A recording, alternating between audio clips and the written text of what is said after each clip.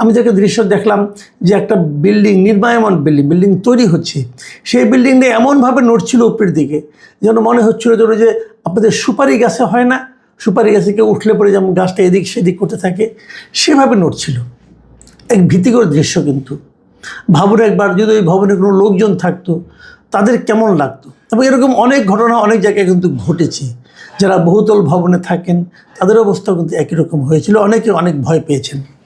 আবার দেখেছি যে মিডিয়াগুলিতে, কোনো একটা মিডিয়ায় দেখলাম সকালে, সম্ভবত ডিবিসিতে দেখলাম, সকালবেলা একজন ডাক্তার ভদ্রমহিলা, উনি চিকিৎসক, উনি বোধহয় একটা প্রোগ্রাম করছিলেন এবং উনি প্রোগ্রাম চলাকালে যখন ভূমিকম্প হচ্ছিল তখন উনি ক্রমাগত কালেমা তাইয়্যিবা পড়ছিলেন।